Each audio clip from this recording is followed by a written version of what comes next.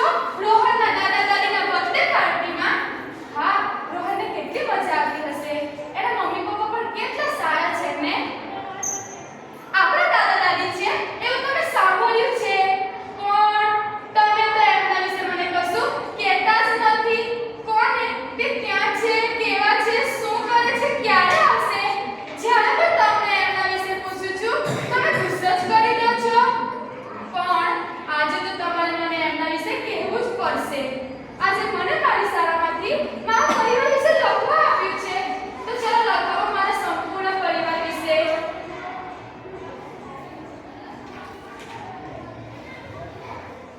સૌથી પહેલા મને મારા દાદા દાદી વિશે બોલો. બોલો. શું થયું મમ્મી પપ્પા? તમે આમ એકબીજાને કેમ જોઈ રહ્યા છો? હું શું કામ તૈયાર થાવ? મારે ક્યાંય નથી જવું, મને ઘરે જ રહેવા દો. શું કહ્યું પપ્પા? મારા દાદા દાદીને લેવા જાવ છો? હા, હું હમણાં જ તૈયાર થઈને આવી.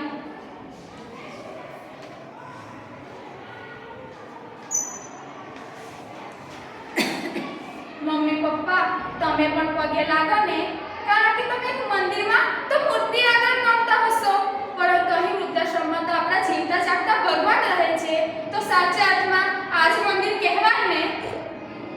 શું કહ્યું પપ્પા?